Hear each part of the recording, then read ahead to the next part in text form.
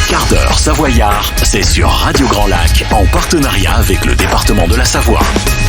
Bienvenue, bonjour à toutes et à tous pour cette nouvelle édition du quart d'heure savoyard, cette émission que nous avons l'honneur de produire en partenariat avec le département de la Savoie, le département de la Savoie, collectivité locale de proximité par excellence, et Radio Grand Lac, la radio locale de proximité par excellence.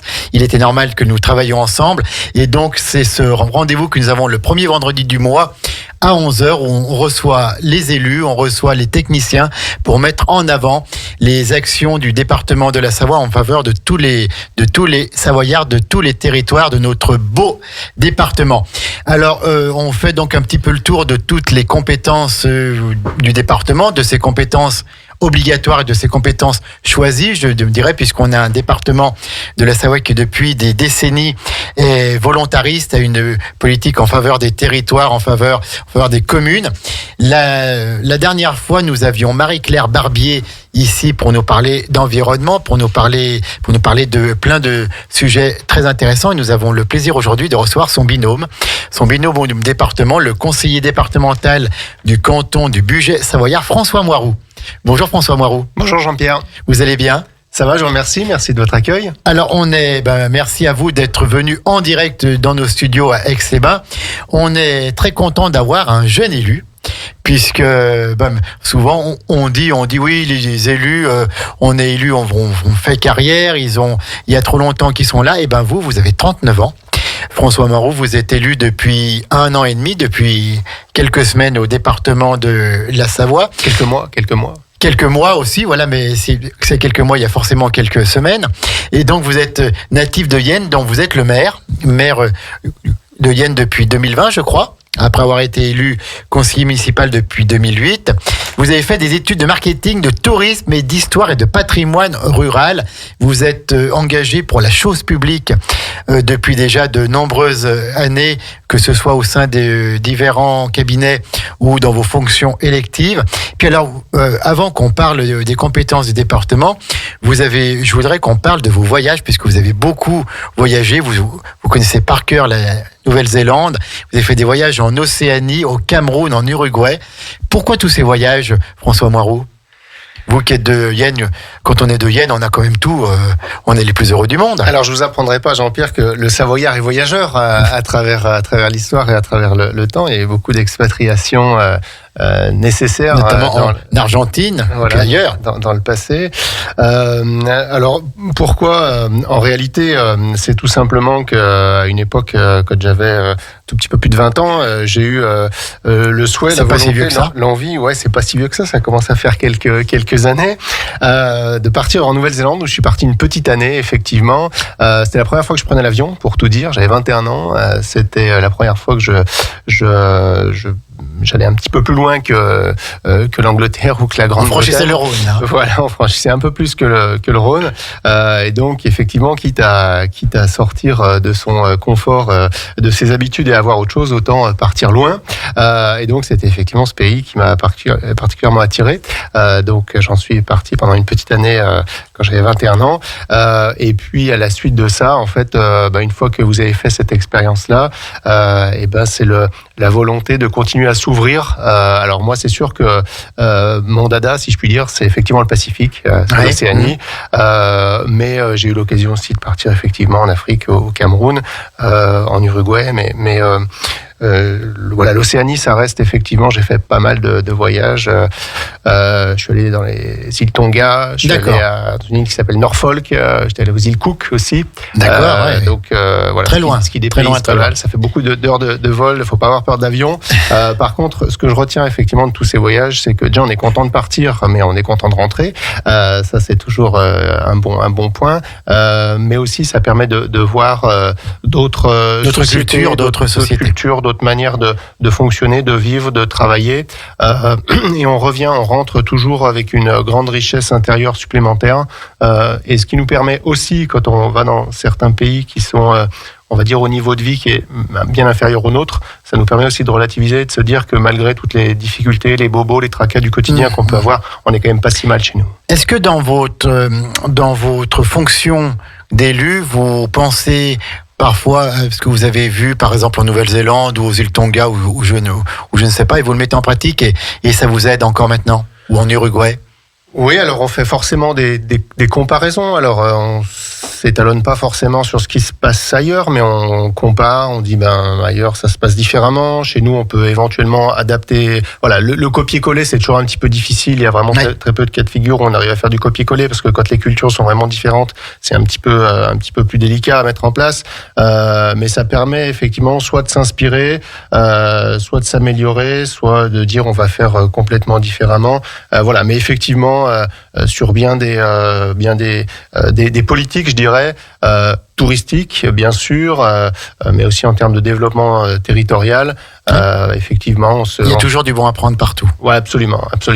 Alors, en plus de ces voyages, vous êtes historien. Quelle est votre période de prédilection? Alors moi, c'est l'histoire moderne et contemporaine plutôt, et notamment l'histoire rurale. Voilà, donc j'ai eu l'occasion de travailler au début de ma carrière il y a quelques années en Tarentaise, notamment dans une commune Tarine qui s'appelait Saint-Jean-de-Belleville. Je dis qu'il s'appelait parce qu'aujourd'hui ça s'appelle Belleville.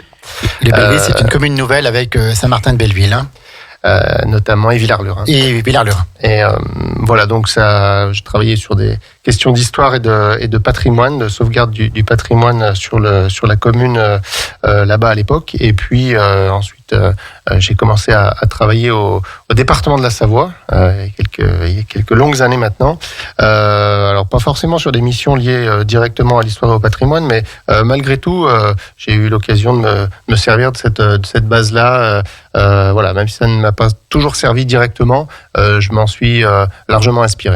D'accord, donc vous êtes conseiller municipal depuis 2008 à Yenne, maire de Yenne et vice-président de la communauté de communes de Yenne, délégué au tourisme depuis 2020.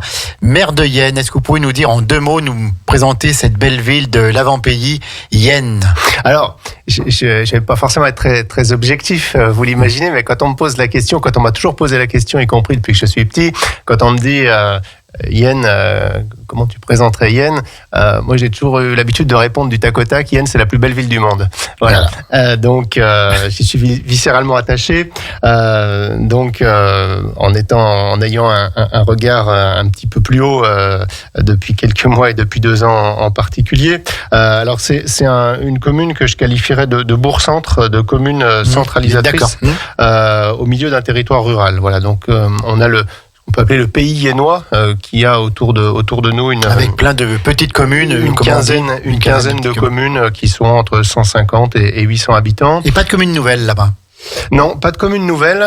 Alors, il y a des territoires comme à Entrelacs, Jean-Pierre, où les choses ont pu se faire avec Saint-Genis, plus ou moins de facilité.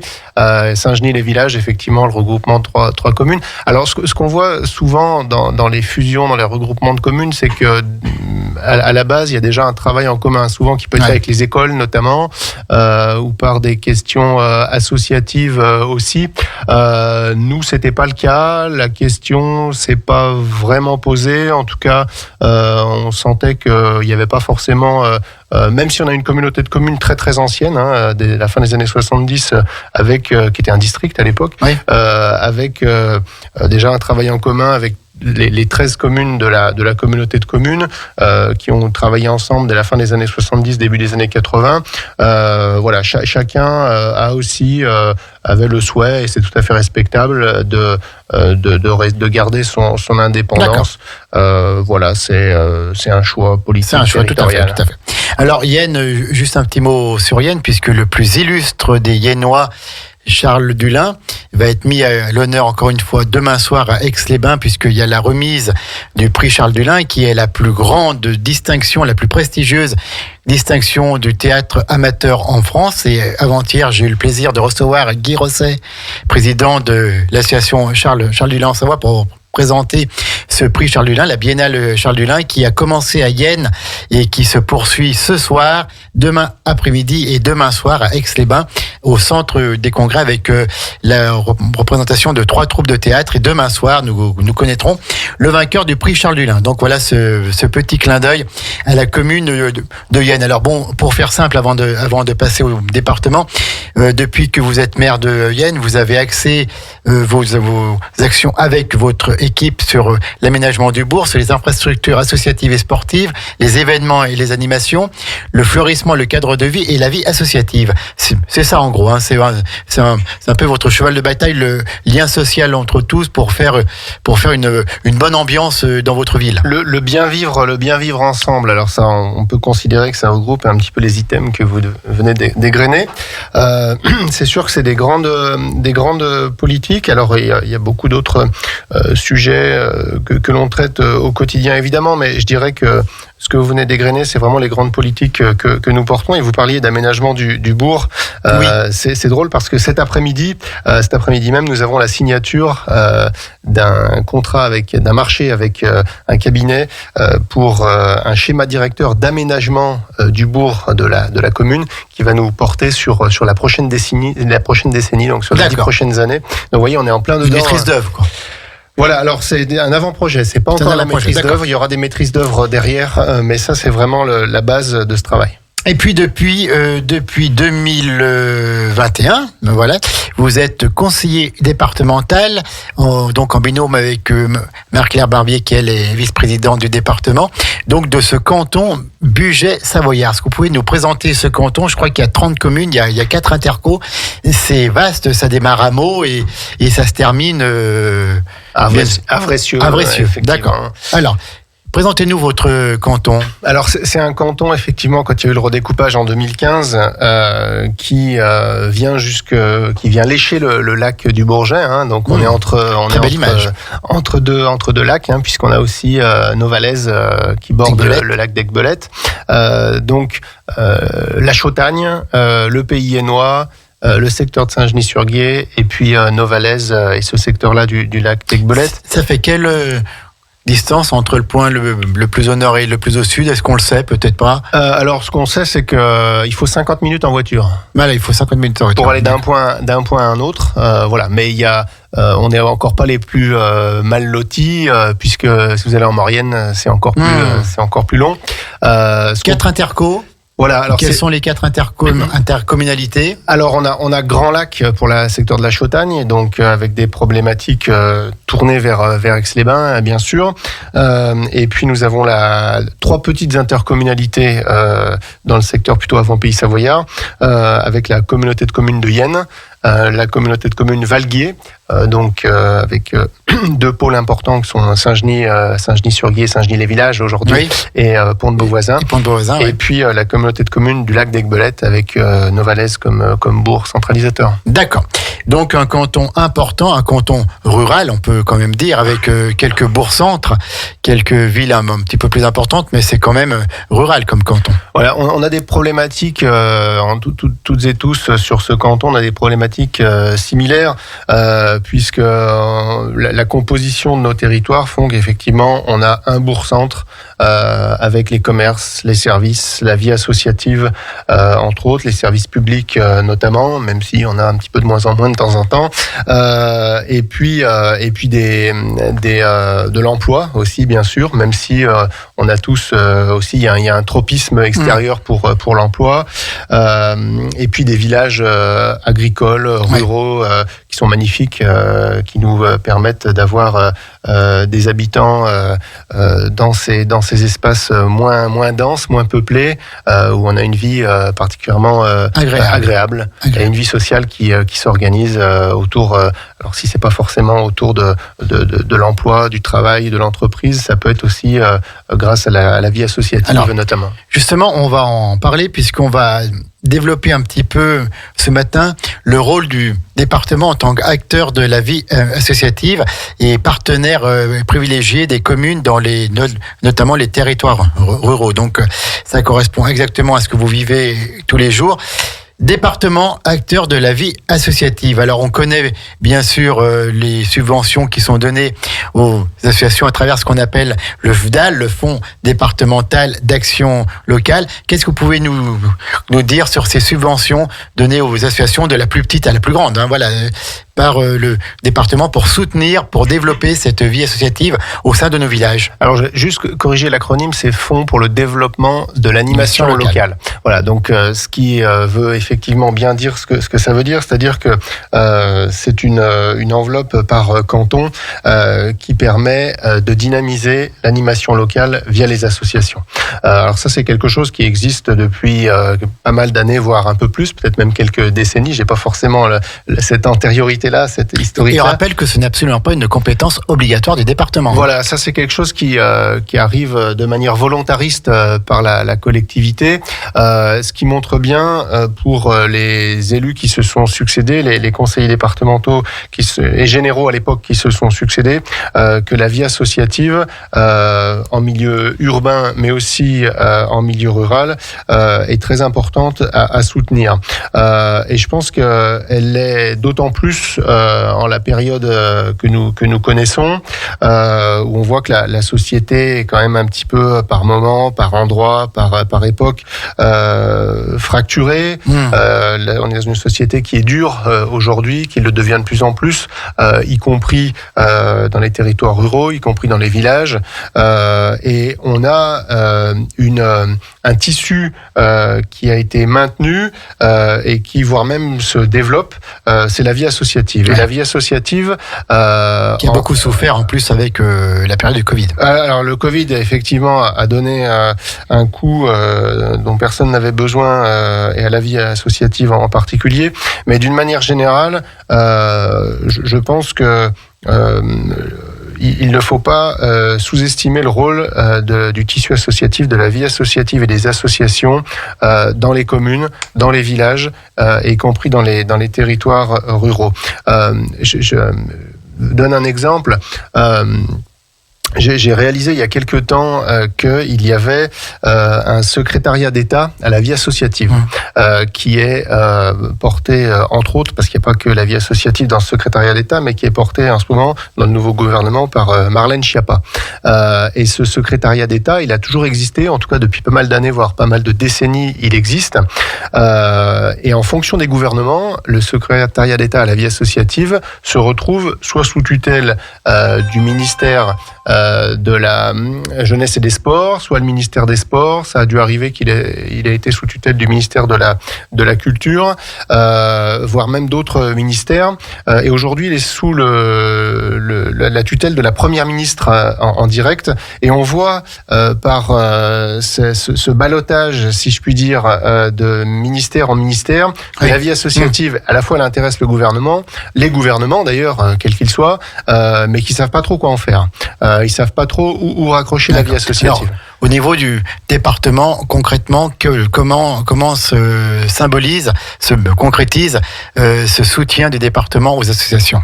Alors, il y a deux niveaux. Il y a effectivement, il y a même trois niveaux, je dirais. Il y a effectivement le niveau financier, le soutien direct aux associations sur des projets, sur des événements, sur des animations. Il y a aussi... Donc par le vote de subventions. Exactement. Il y a aussi le soutien aux collectivités sur les infrastructures à destination unique ou partagée des associations. Donc ça, c'est pour les infrastructures, les bâtiments, les infrastructures sportives notamment. Par exemple, pour une maison des associations, pour une salle des fêtes qui peut servir ensuite aux associations. Exactement, infrastructures sportives, terrain de foot. Terrain de foot, oui, tout à fait, oui. Tout ce qui concerne le sport. Et puis, je pense qu'il y a un volet aussi sur lequel qu'il ne faut pas négliger. C'est le fait pour des élus, quand ce soit des élus municipaux ou départementaux, de participer autant qu'on le peut à la vie des associations, c'est-à-dire être présent dans leurs moments forts, dans leurs temps forts, les assemblées générales, les manifestations, les événements uniques ou multiples qu'ils peuvent organiser pendant l'année. Et moi, je mets un point d'honneur à régulièrement et autant que je le peux à être présent dans les assemblées générales d'associations. Un élu de terrain au plus proche des associations. Leur donner du temps et leur montrer qu'on les soutient et que nous portons d'une certaine manière avec eux les activités qu'ils proposent. Parce que aujourd'hui, comme hier, mais encore plus aujourd'hui, porter une association, être bénévole et dirigeant d'une association, c'est très difficile, ça demande du temps, de l'engagement, de la passion et de la patience. Et je pense qu'il y a je le constate au quotidien, il y a beaucoup d'associations qui tiennent par un petit nombre de bénévoles. Oui, bien sûr. Et ces bénévoles peuvent s'user, comme on dit, et au bout d'un certain temps, la fin d'une association, des fois, peut être proche. Et Elle dépend parfois d'une simple personne. Il suffit qu'une personne en ait un petit peu marre et la volonté de prendre un petit peu de repos, l'association peut facilement tomber en sommeil, quoi. C'est effectivement souvent une poignée de personnes qui tiennent des associations à bout de bras, et c'est la raison pour laquelle quand on peut montrer notre intérêt, notre soutien et notre confiance de manière à ce qu'il y ait des équipes plus jeunes qui prennent la relève, c'est quand même intéressant pour le territoire. Et donc le soutien financier à travers le VDAL, donc le Fonds pour le développement de l'animation locale, c'est quel montant à peu près ? Alors, les montants, ils ont évolué un petit peu ces dernières années. Là, en ce moment, nous sommes à 36 000 euros par canton, avec des enveloppes que l'on attribue par association en fonction des projets, en fonction des besoins. Voilà. Et ce qu'on peut dire d'ailleurs, c'est que effectivement, le Covid, comme on le disait, a été une période compliquée pour les associations, et en réalité, on pensait tous, d'ailleurs, au niveau du département, et y compris dans les territoires et dans ma commune, que la période Covid, c'est-à-dire la période la plus dure, les confinements, etc., 2020-2021, allait être la période la plus difficile et qu'il fallait apporter un soutien supplémentaire aux associations pendant cette période-là, raison pour laquelle les enveloppes financières avaient été augmentées de 25% au niveau du département. Moi, à Yen, j'ai augmenté de 30% l'enveloppe. Et en fait, cette période 2020-2021, ça n'a pas été le moment le pire, ça a été après. C'est-à-dire c'est en ce moment, c'est 2022, c'est-à-dire qu'il y a un effet négatif sur les finances des associations qui est à retardement. Donc la difficulté, elle n'est pas pendant le confinement, elle est arrivée après. Donc c'est maintenant justement où il faut être d'autant plus vigilant. Il y a besoin encore plus de soutien. Il faut les soutenir financièrement, mais aussi dans leurs actions du quotidien, parce qu'il y a par exemple des clubs des aînés ruraux très souvent qui n'ont pas encore retrouvé le nombre d'adhérents parce qu'il y a des habitudes qui ont été prises de manière différente. Alors ça, c'est changer les habitudes quand on a pris des habitudes différentes.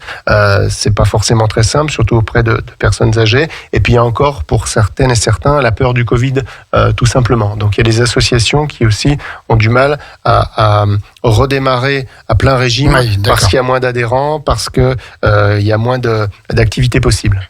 C'est le quart d'heure savoyard, qui dure plus qu'un quart d'heure, puisque c'est le quart d'heure savoyard. Donc, il est 11h23, on est toujours en direct. On est avec François Marot, conseiller départemental du budget savoyard et maire de Yen. On va marquer une petite pause musicale, et puis on revient après pour parler encore d'autres projets d'autres actions du département, en faveur des territoires ruraux, en faveur de nos petites communes, on les appelle comme ça, de manière tout à fait affective. À tout de suite, ne partez pas, 92 points, radiograndlac.com, on arrive tout de suite. À Aix-les-Bains, à Chambéry et bien plus encore, Radio Grand Lac vous accompagne sur le 92.1 FM. Le quart d'heure savoyard, c'est sur Radio Grand Lac, en partenariat avec le département de la Savoie. Retour dans le quart d'heure savoyard juste après. Voilà un tout petit problème technique, vous en serez aperçu, mais nous sommes toujours là. C'est François Moirot a sorti sa trousse de secours et il nous a dépanné en peu de temps, simplement avec une fourchette et un couteau. Tout va bien, nous sommes là, voilà, c'est ça, les élus de terrain, il faut savoir tout faire. François Moirot, on parlait juste avant donc des actions des départements en faveur des territoires ruraux, en faveur des associations. Je voudrais qu'on dise un mot sur le soutien apporté par le conseil départemental ou le département aux petites communes et notamment à travers ce qu'on appelait les CTS et maintenant qui sont donc les contrats territoriaux Savoie et maintenant qu'on appelle les contrats départementaux. Est-ce que vous pouvez nous en dire juste un petit mot? Alors effectivement, nous sommes à un changement entre deux dispositifs, l'un qui se termine et l'autre qui commence. Donc pour effectivement le développement des territoires, donc c'est un soutien du conseil départemental auprès des intercommunalités ou auprès des communes pour leur développement. Donc nous avions auparavant un dispositif qui s'appelait le contrat territorial Savoie. Voilà, les CTS, les fameux CTS. Et qui devient le contrat départemental. Donc ces enveloppes, elles restent bien sûr territorialisées, puisqu'il y en a une notamment sur Grand Lac, il y en a une sur l'avant-pays savoyard, en Tarentaise, etc. Et c'est bien à destination soit des intercommunalités, soit des communes, pour leurs projets de développement, notamment en termes de développement durable. Alors développement durable dans sa grande largeur, si je puis dire, mais aussi en termes de soutien pour des équipements en lien au service et équipements à la personne. On a notamment le développement social, le développement pour la santé, mais on a aussi le sport et la jeunesse, ce qui nous fait revenir effectivement aux infrastructures possibles des associations à destination directe ou indirecte des associations. Et ces projets-là, ils sont plutôt à destination, on va dire. Oui, quels sont les axes forts un peu de ces projets? Ou alors oui, alors c'est principalement de l'équipement ou de l'infrastructure, mais il faut que les projets aient un rayonnement intercommunal. Structurant, voilà, exactement. Et puis le deuxième dispositif, mais qui existe depuis pas mal de temps et qui va se poursuivre encore bien sûr, c'est le FDEC, le Fonds départemental pour l'équipement des communes. Et celui-ci, il est directement à destination des communes pour leurs infrastructures. Alors par exemple, ça peut être sur des bâtiments pour les services techniques, ou ça peut être pour la réfection de la mairie. Pour les routes. Pour les routes, il y a d'autres fonds qui peuvent être utilisés, mais celui-ci peut l'être aussi. Et pour les engins déneigement aussi. Voilà, les engins de déneigement, absolument, ça rentre dans ce cadre-là. C'est soit des infrastructures, soit des outils qui sont d'importance suffisamment grande. Et donc, on vous rappelle encore que ce VDEC, là, dont vous venez de nous parler, le fonds départemental pour l'équipement des communes, ce n'est pas une compétence obligatoire du département. Voilà, absolument. Alors ça, c'est aussi une volonté qui a été réaffirmée depuis l'année dernière dans ce mandat départemental, que le conseil départemental puisse réserver 25% de son budget d'investissement au soutien au bloc communal. Donc le bloc communal, c'est les communes, les intercommunalités. Donc il y a un soutien de 25% sur le budget d'investissement, que ce soit un soutien financier direct par des subventions, ou que ce soit un soutien indirect par de l'ingénierie, par du conseil technique, puisque le département peut avoir des techniciens sur certains domaines qui mettent à disposition des collectivités, et notamment des petites collectivités qui n'ont pas forcément les services adéquats en leur sein. Et il y a aussi une agence qui s'appelle l'Agence alpine des territoires, dans le jargon on appelle AGAT, et qui est un cabinet public en réalité, un bureau d'études public, et qui travaille pour les collectivités sur bon nombre de domaines, le tourisme, les questions juridiques et financières, le développement des territoires. Et ça, c'est un soutien aussi, je dirais, indirect en termes d'ingénierie aux collectivités. Alors, vous êtes élu à Yenne, vous êtes maire de Yenne, vous êtes élu de la communauté de communes du canton de Yenne. Nous sommes à Grand Lac. Entre nous, il y a cette montagne du Chat, mais il y a aussi le tunnel qui nous relie. Alors, entre nous, je fais juste un petit préambule pour vous dire qu'entre Aix-les-Bains et Yenne, on a aussi un morceau d'histoire, un morceau de patrimoine commun, c'est le kiosque à musique exo-yennois que nous avons que vous avez inauguré la réflexion complète il y a quelques temps. Donc on a un morceau d'histoire qui nous lie. Alors, et puis on a effectivement... expliquez-nous en deux mots cet élément du patrimoine. Alors, yenno-aixois. Ou Exo-Yénois, c'est selon. Exo-Yénois. Donc effectivement, c'est un kiosque à musique qui a été, il y a 60 ans de ça, qui a été déplacé d'Aix-les-Bains jusqu'à Yenne. D'ailleurs, on a quelques archives qui expliquent un petit peu. Et pourquoi ça? Alors, Aix-les-Bains, la ville d'Aix-les-Bains voulait s'en débarrasser pour des questions d'aménagement et plutôt que de le mettre à la ferraille, c'est Yenne qui s'est proposé pour le récupérer. Et il y a eu effectivement un démontage, un transfert et un remontage sur ce qui s'appelait autrefois le champ de foire, qui est resté encore pendant très longtemps le champ de foire, mais qui s'est appelé la place du kiosque et qui fait partie aussi, cette place du kiosque, des futurs aménagements des prochaines années. Alors, ok, merci de nous avoir parlé de ce kiosque, mais je voulais parler, moi, du tunnel du Chat. Bien sûr, ce tunnel que vous empruntez quasiment tous les jours, qui a été rénové par le département, un tunnel qui date de 1932, qui a fallu mettre aux normes. Qu'est-ce que vous pouvez nous dire sur les travaux menés par le département? Donc là, un projet structurant comme le tunnel du Chat, une route qui relie quand même, une route structurante dans notre département, quoi. Alors, ce qu'on peut dire, c'est que le tunnel du Chat, s'il n'y avait pas eu cette réfection, il y a quelques années, il aurait été fermé. C'est les nouvelles normes suite à la catastrophe du Mont Blanc, il y a un peu plus de 20 ans de ça. Et le service qui était demandé, qui était imposé, c'était d'avoir une galerie parallèle de sécurité. Donc, c'est ce qui a coûté le plus cher, puisque les travaux au total ont coûté 55 millions d'euros. Financé à 100%. À 100% par le département. C'est considérable. Donc, à l'époque, c'était une année de budget dédié aux routes. Donc, ça s'est étalé sur plusieurs années, mais c'est comme si on consacrait tout l'argent du département sur les routes, une année que sur le tunnel du Chat. Et donc, à travers cette galerie de sécurité, il y a eu tout de suite l'hypothèse, la volonté de créer un itinéraire cyclable, puisque la galerie de sécurité, on l'espère, ne servira jamais à des fins de sécurité et de secours. Mais par contre, elle sert au quotidien aux vélos et aux piétons, alors plus aux vélos qu'aux piétons d'ailleurs. Et en fait, depuis qu'on a eu cette ouverture de galerie, on a une activité cyclotouristique, cyclable, qui a explosé sur le territoire du pays yennois, mais y compris jusqu'en Chautagne. Et la question se pose aujourd'hui sur les déplacements en vélo, et notamment avec l'arrivée des vélos à assistance électrique, des déplacements pendulaires entre le secteur de Yenne et Chambéry, Savoie Technolac, à proximité notamment.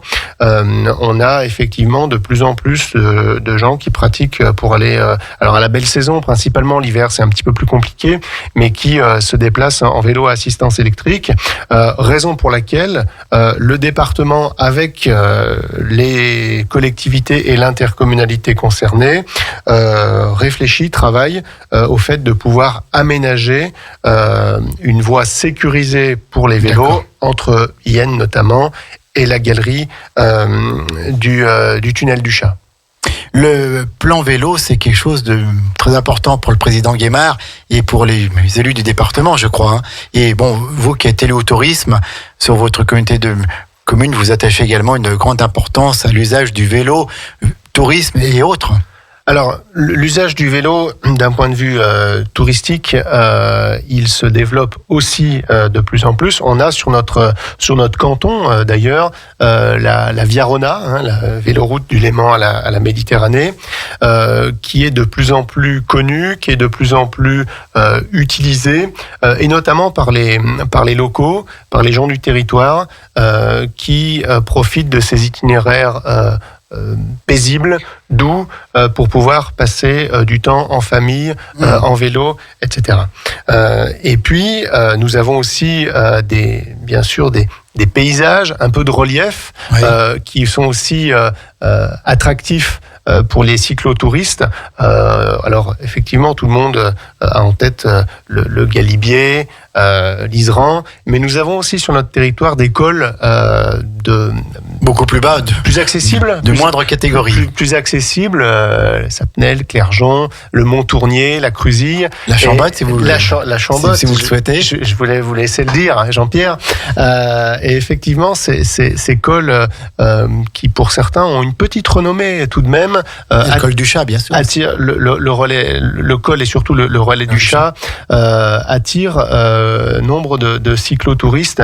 Et c'est vrai que le cyclotourisme et le slow-tourisme d'une manière générale, c'est quelque chose qui se développe et d'ailleurs qu'on souhaite développer en termes de collectivité sur notre territoire de l'Avant Pays Savoyard. Donc encore de gros projets à soutenir par le département pour ces territoires ruraux. Je crois que vous voulez encore ajouter quelque chose, François Moirou. Tout simplement sur effectivement l'aspect cyclable, ce qui est porté par le président Hervé Guémard et que nous travaillons dans chacun de nos cantons, c'est aussi un plan vélo lié au déplacement pendulaire. Donc je parlais tout à l'heure de l'exemple entre Yenne et la Galerie du Tunnel, Technolac, voire même Chambéry, mais l'objectif il est effectivement du mieux que nous le pouvons, le plus que nous le pourrons, que ça soit porté en maîtrise d'ouvrage propre par le département ou en soutien aux collectivités locales pour des voiries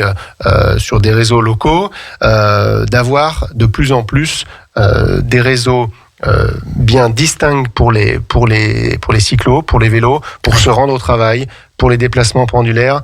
Ça, c'est quelque chose, effectivement, il y avait un temps qui n'existait pas. Oui. Et aujourd'hui, ça se développe et on souhaite non seulement l'accompagner, mais en être moteur.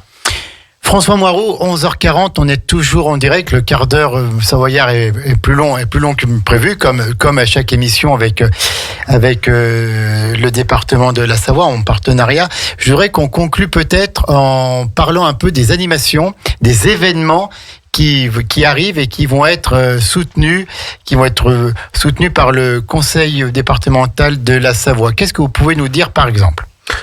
Alors, dans les événements culturels, notamment qui arrivent au niveau départemental, alors on va sortir un petit peu plus loin de notre canton et de notre territoire, mais nous avons un événement important et qui prend de l'importance d'année en année, c'est le salon du livre d'Hermillon, qui a lieu ce week-end notamment, qui est particulièrement reconnu et que le département soutient. C'est normal avec un président comme Hervé Guémard qui attache une très grande importance au livre et qui est lui-même écrivain, c'est normal que le département soutienne un salon du livre. Absolument.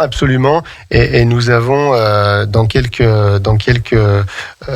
semaines, dans 2 semaines maintenant, le Grand Bivouac à Albertville, qui est un festival de films d'aventure qui est de plus en plus connu au niveau local, national, voire au-delà. Et ce sont des événements qui sont à la fois Hermillon en Maurienne, l'autre en Tarentaise. Et puis nous avons aussi des événements culturels un petit peu tout au long de l'année dans chaque canton, portés très souvent par les associations d'ailleurs, et qui est soutenu par le VDAL dont nous parlions tout à l'heure. Et c'est quelque chose. Voilà. On disait que tout à l'heure que les habitudes de certaines personnes avec le Covid avaient changé. Oui, c'est effectivement. On voit que sur des événements, la fréquentation n'est pas encore revenue à l'époque avant Covid.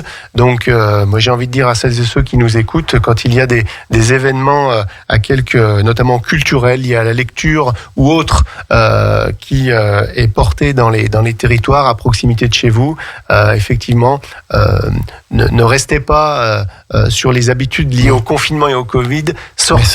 Ressortez. Soutenez les associations et le spectacle vivant. Soutenez les événements, la culture, le spectacle vivant. Soutenez aussi d'une certaine manière celles et ceux qui se donnent, qui œuvrent pour la création de ces œuvres et de ces événements culturels. Et puis, je terminerai peut-être en faisant un petit clin d'œil au Salon du Chocolat, qui a lieu ce week-end à Aix-les-Bains, cher Jean-Pierre. Voilà, et à titre personnel, sachez que j'y serai notamment pour quelques dégustations, quelques emplettes, et puis profite pour vous souhaiter bonne chance pour cette édition 2022. Merci François Maroux. C'est le salon du chocolat et des gourmandises qui commence demain matin. Demain matin, on a les premiers exposants. On me dit qu'ils sont déjà là, qu'ils sont déjà prêts. Ils arrivent de Champagne, ils arrivent de Marseille. Ils sont déjà tout prêts à investir la salle. Ça commence demain matin à 10h. Demain, de 10h à 20h et dimanche, 10h, 19h. La 5e édition du salon du chocolat et des gourmandises au Casino d'Aix-les-Bains, organisée par votre radio de cœur, Radio Grand Lac. Et venez. Ça va être exceptionnel. Plus de 35 exposants. J'ai vu la salle. On a nos excellents bénévoles qui ont mis la salle hier soir en place et on les en remercie chaleureusement. C'est impressionnant quand ça va être tout plein. Je peux vous dire que ça va être merveilleux. François Moirot, avant de finir, comme on l'a dit tout à l'heure, on peut leur dire, vous avez 39 ans, vous êtes encore bien jeune. De moins en moins chaque jour, j'aime à le préciser. De moins en moins chaque jour. Vous êtes déjà maire. Vous êtes vice-président d'une comité de communes, vous êtes conseiller départemental. Est-ce que vous avez encore un petit peu de temps à vous? Et si oui, quelles sont vos passions? À quoi vous carburez pour avoir autant d'énergie, autant de satisfaction à mener tout ce que vous faites? Alors, moi, je carbure à deux choses. C'est entre autres, c'est le sport, c'est l'activité sportive. J'ai de moins en moins de temps pour cela, mais j'essaie de me tenir à continuer à pratiquer le footing, la course à pied, les trails notamment. Vous avez le temps de faire tout ça? J'en ai un petit peu moins qu'avant, donc je pratique un peu moins, mais toujours j'essaye au moins 1 ou 2 fois par semaine de pouvoir prendre les baskets et de pouvoir m'entretenir. Et puis ça fait du bien. On voit d'autres paysages, on se vide la tête, on se vide l'esprit. Donc voilà, je m'astreins à avoir ces moments-là. Et puis je dirais que ce qui me nourrit aussi, ce qui me ressource d'une certaine manière, c'est la rencontre avec les gens. C'est pour ça que moi j'ai une appétence particulière pour les moments de la vie associative dont on parlait, les rencontres sur des événements, les assemblées générales. Alors il y a les choses très protocolaires, il y a les événements, et puis il y a le verre de l'amitié qui permet aussi de partager. Voilà, moi je me nourris aussi de ces rencontres, un élu de terrain, vraiment de ces expériences diverses et variées sur des thèmes aussi divers qu'une collectivité peut rencontrer, qui fait que j'ai beaucoup de plaisir à le faire. Et pour certains, si c'est une charge, moi c'est un plaisir. Voilà. Merci beaucoup François Moirot. C'était donc le quart d'heure savoyard où on a parlé des actions du département en faveur de la vie associative dans nos communes. Pas forcément en ville, mais voilà, dans nos communes, dans nos territoires ruraux, et puis également des actions du département pour nos petites communes, parce que ce n'est pas péjoratif de les appeler comme ça, au contraire, c'est avec beaucoup d'affection. C'était donc le quart d'heure savoyard avec François Moirot, conseiller départemental de la Savoie et maire de Yenne. On va laisser la place dans un petit quart d'heure à Maxime pour le flash d'infos local, national et la météo, et puis tout de suite après, c'est Jérôme Louveton, le grand Jérôme Louveton, qui arrive avec Vue Autrement, donc cette émission où on découvre des personnes autrement. Et aujourd'hui, ce sera Dominique Sabourdi, et ça tombe bien parce que il sera également présent demain au Salon du chocolat des gourmandises, demain et dimanche au Casino Grand Cercle. Merci beaucoup François Moirot, bonne continuation à vous. Merci à vous. À bientôt. Et bon week-end chocolaté. Merci beaucoup, au revoir.